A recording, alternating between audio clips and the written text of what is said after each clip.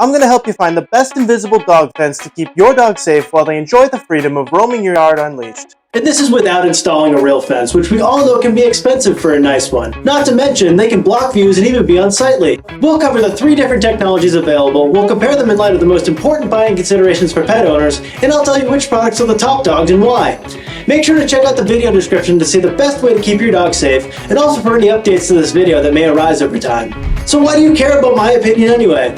Well, I've been working with invisible dog fences for over 4 years now, and that may not sound like a long time, but believe it or not, it's longer than many of these products have been around. And while there are certainly some brands with some staying power, I've also seen quite a few products come and go. When I review products, I do my best to evaluate them from a dog's perspective, and over the course of this year, I've strapped on several invisible dog fence collars on my own neck and put them to the test. The results have been shocking. I mean, seriously, I've been shocked by these collars more times than I care to count by now. And you'll get to see some of that before this video comes to a close. But make no bones about it, the static correction, also known as shocking, is pretty freaking painful. I can't advocate using it to train your dog, and most invisible fences don't require that you do. But I'm not here to tell you how to train your dog. I'm here to tell you which of these products is the best choice for you, your property, and your best friend. So what are we waiting for? Let's dive in. So there are 3 main technologies when it comes to invisible dog fences: wireless, in-ground, also known as electric, and GPS. Each technology has its own upsides and downsides, so let's start by quickly going over how each one of these works. Wireless dog fences consist of a central transmitter and a receiver collar. The transmitter emits a circular signal, creating a wireless boundary around your property. The receiver collar worn by your pet detects the signal and provides a warning, such as a sound or a vibration when they approach the boundary. In-ground dog fences, also known as electric dog fences, are a widely used and reliable option. These systems involve burying a boundary wire underground to define the containment area. The wire is connected to a transmitter that emits a radio signal through the wire, and your pet wears a receiver collar that detects the signal. And lastly, GPS dog fences utilize advanced global positioning system technology to create virtual boundaries for your pet. These systems consist simply of a receiver collar, and they're typically controlled via a smartphone app. Now, just a word of caution before we dive deep here. It's absolutely essential to go through proper boundary training with your dog in order for both of you to achieve success. This typically takes about 2 to 4 weeks with short daily training sessions depending on your dog. But I particularly want to highlight that you can't just turn on the invisible fence and expect it to work all of a sudden. They are a training tool and they need to be respected and treated as such. So based on my experiences with invisible dog fences combined with feedback from our audience, I've put together a list of the buying considerations that are probably the most important to dog owners making their decision. Let's outline each of these right now, and then later I'll tell you which products are the best and worst fits for each consideration. The first is the size of your yard, and about a half acre is the cutoff here. Some systems actually are designed for yards smaller than that, while others aren't designed for yards larger than that. Then there's the ease of installation. Are you willing to put in any work to get the fence up and running, or are you willing to pay someone to do it for you? Or are you like me and you prefer something that requires minimal work to set it up? Next is the level of customization. Do you want to have control over the shape of the boundary, or do you want to be able to change the shape over time without too much effort? And along similar lines, do you want a fence that's portable, or even the ability to have multiple fences at your fingertips? Then what about reliability of the boundary line? Do you need the fence to hold the boundary line dead on, or is a little bit of drift over the course of the day something you can work with? And from your dog's perspective, what's the boundary logic and warning system like? Does it give them a fair chance to return to the safe zone before issuing a correction?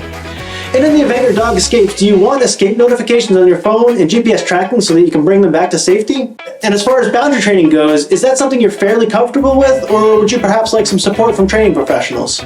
Then something a lot of our viewers ask about is the collar's battery life. Are you okay with charging the collar when you're done using it every day? If not, are you okay with proprietary batteries? Now, some of these fence systems are susceptible to interference. Is that something you can work with?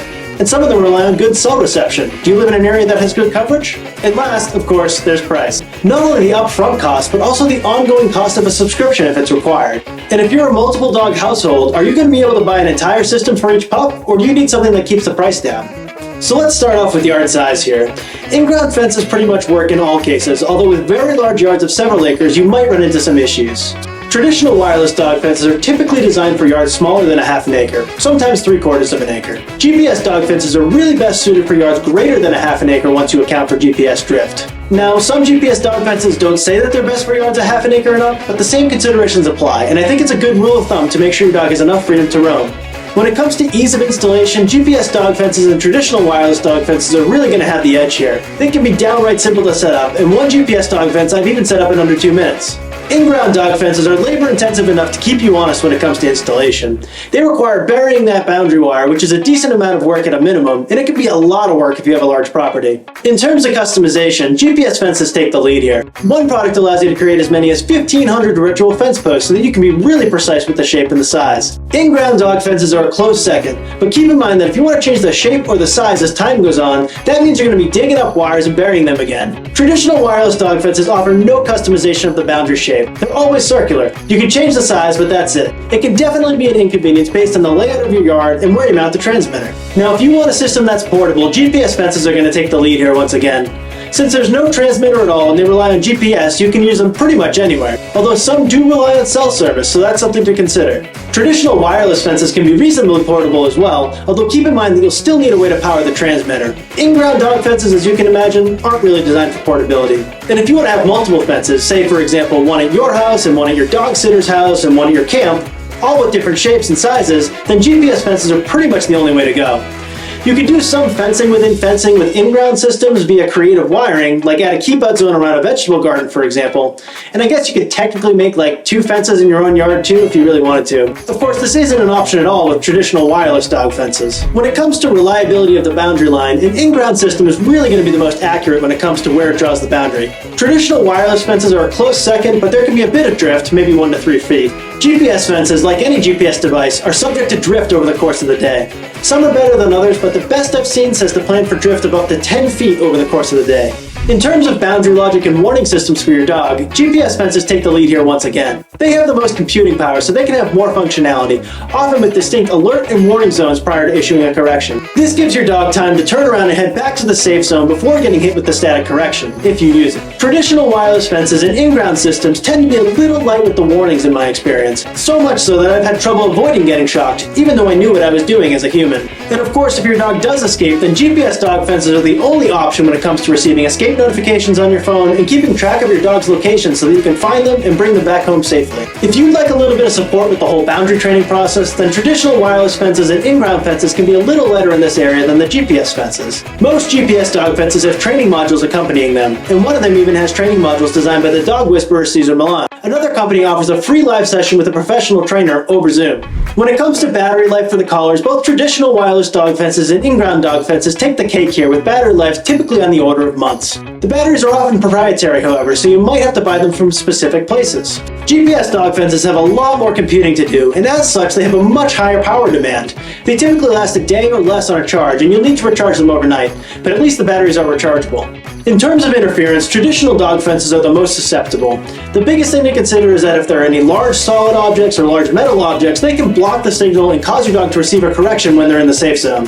In-ground dog fences can have some interference if they're running close to and in parallel with power lines. And GPS dog fences will have reduced functionality or even a complete lack of functionality in areas with poor cell coverage depending on the product. Then of course we have to talk price, and both wireless and in-ground systems are going to be more affordable, even as low as $300 or so at the time of filming. There are some more affordable GPS options, but the best ones are closer to $700 or even the low thousands at the time of filming. And a lot of times they require you to have a monthly subscription, although not all of them. And if you're a multiple dog household, traditional wireless and in-ground systems can typically support unlimited collars, and you just have to buy additional collars for each dog. Those are typically around $150 or so at the time of filming. With GPS dog fences, you're going to be stuck buying an entire collar for each dog. So hopefully that helps you really understand what camp you're in, and now I want to tell you my favorite products for each class. If you want nothing but the best and you're in the GPS dog fence camp, then I'd recommend you check out the Spot On GPS dog fence. They pretty much built the market. Their product engineering is astounding, and they make the most reliable and easy to use GPS collar that I've ever worked with. It doesn't require a subscription, although you can unlock the full functionality if you get one. However, it does come with a hefty price tag. If you can afford it, it's worth it. If the Spot On is just a bit too expensive for you, then the Halo collar is another reasonable option for a GPS dog fence. I have some reservations about it, but it does the job pretty well. Keep in mind that it does require a subscription though, so that's a trade-off for the lower price tag. If you're in the in-ground dog fence camp, then I'd recommend you check out the Extreme Dog Fence. Our audience has been very happy with it for years. It's reliable, it's dependable, and it's affordable. And if you find yourself in the traditional wireless dog fence camp, then I'd recommend you check out one of the options from PetSafe. They've been around for quite some time, and our audience has always been happy with their products. Their claim to fame is their PetSafe wireless pet containment system, although they also have a PetSafe stay and play that's a bit more of a modern system as well. I'll leave links to all these products in the video description here, and if I have any deals for you guys, I'll make sure to include those as well. But I know what you're thinking by now. This guy promised me that I'd see him get shocked. And I'm not going to leave you out to dry. So here are some highlights from my field testing with all of these invisible dog fences. That one hurts a little bit more. Ow! Wait a minute, we just did that in the wireless dog fence video. But I promised you guys you'd see me get shocked. So let me think of something. Alright, so I have here the halo collar, and I do have the prongs installed for short-haired dogs like myself. And I'm going to put it on. And I have the static correction set to the default setting of 4, which I know hurts. God, I hate my job sometimes. Here goes nothing. Oh god. Oh god. Make sure to check the video description to see the best way to give your dog the freedom to roam about your property.